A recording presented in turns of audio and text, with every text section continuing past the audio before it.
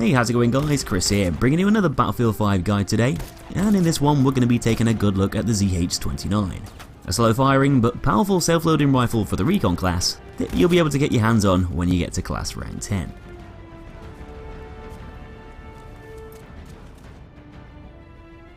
So when it comes to World War II guns, the ZH-29 isn't really something that springs to mind, mainly because it wasn't adopted by many countries' armed forces. The weapon was developed in the late 1920s, and it was done so at the Czechoslovak arms factory in Brno, the same factory that designed the ZB-26, which would later become the Bren gun in the UK. In 1929, when the gun would have been finalised, self-loading rifles still weren't exactly very popular weapons to be used by military forces, with many still arming their troops with good old bolt-action rifles instead. And the fact that the ZH-29 provided a semi-automatic function, and along with stripper clips, also supported the use of a 5, 10 or even 25 round box magazine, made it a pretty decent repeat firing rifle, capable of being an effective weapon to use up on the front lines.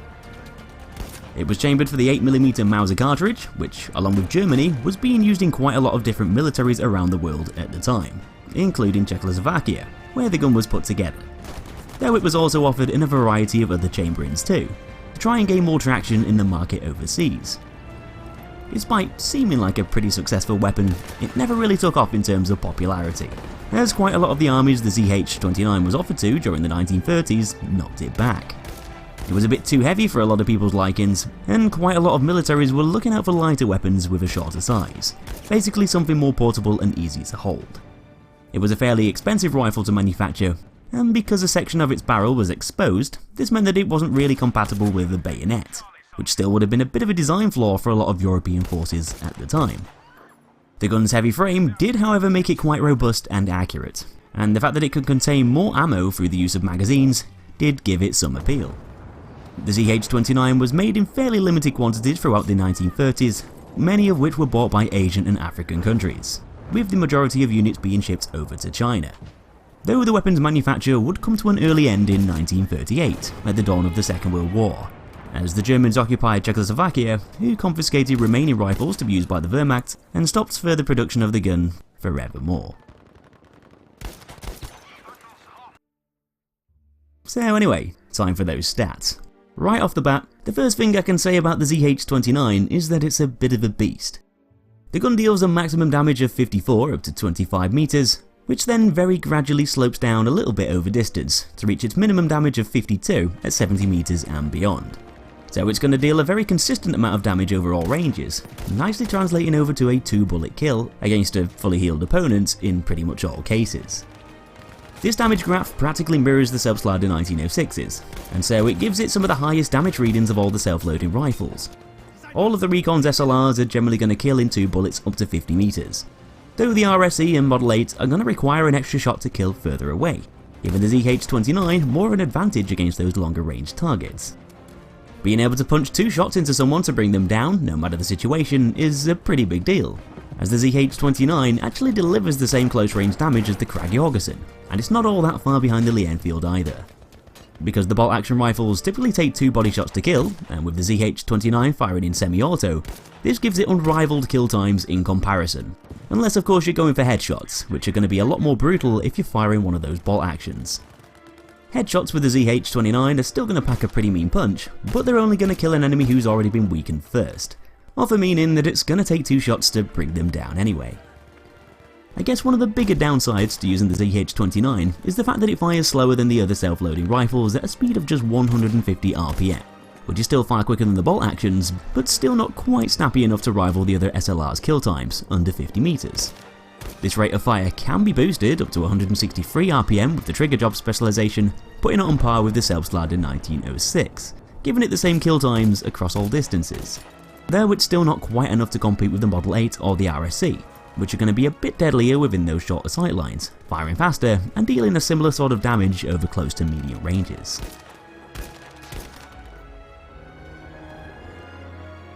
The ZH-29 is a pretty hard-hitting weapon, and it's got a trade-off for being so too.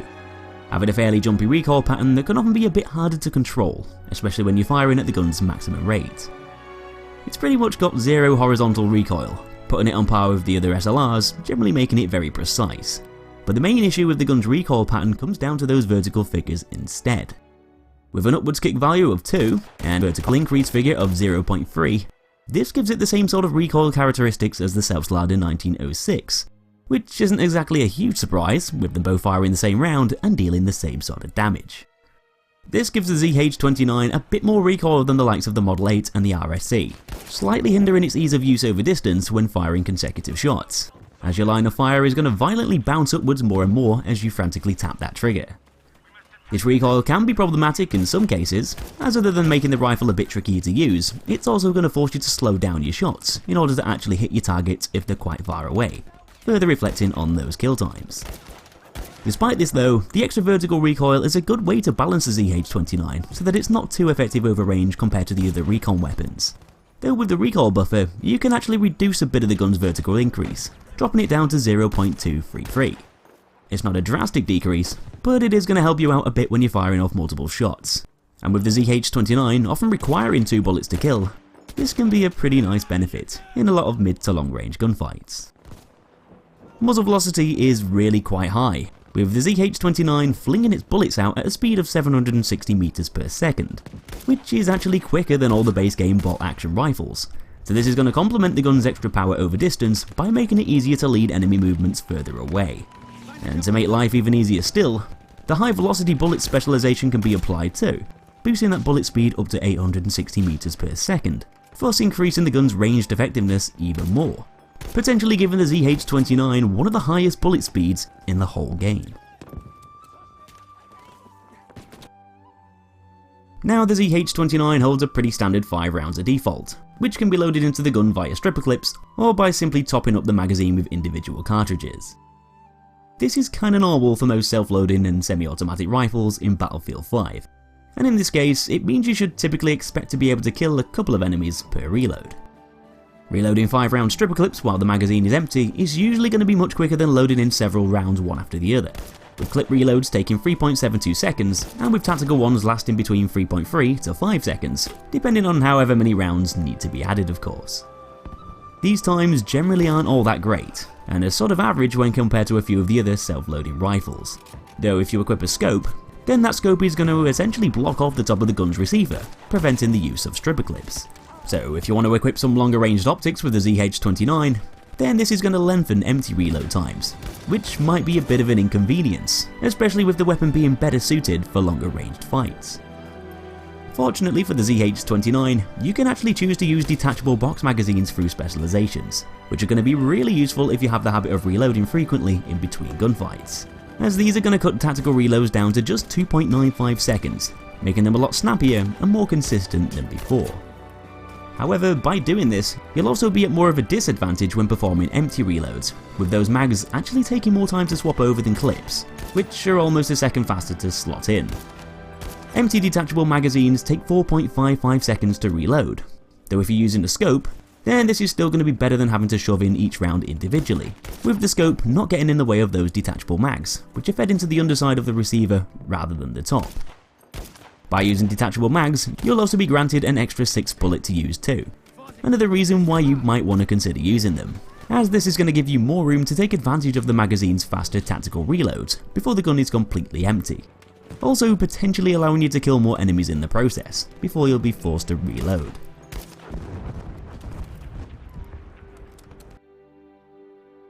Next up, I'm going to run over those specializations, and at the top of the tree, we've got high velocity bullets along with quick aim.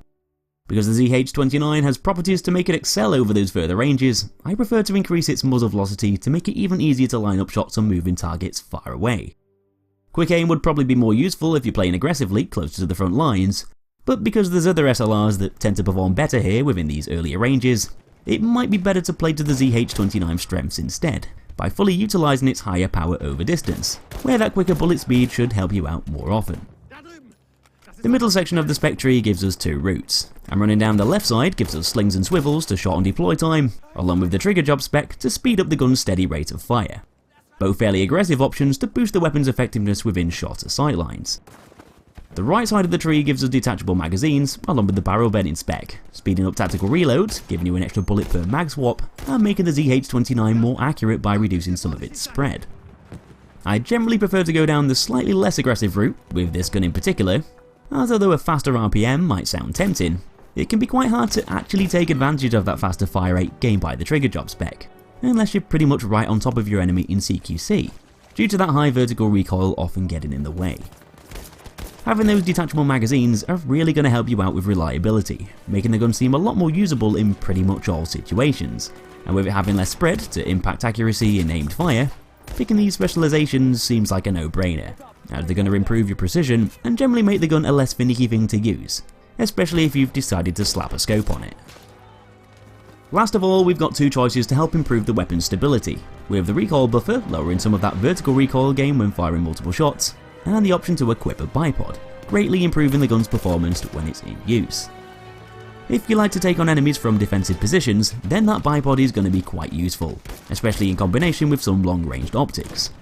Though I personally like to choose the recoil buffer instead, as it's going to be a more versatile option that will make the gun easier to control whilst on the move, and firing follow-up shots on targets at range, going quite well with the barrel bending spec chosen in the last section too.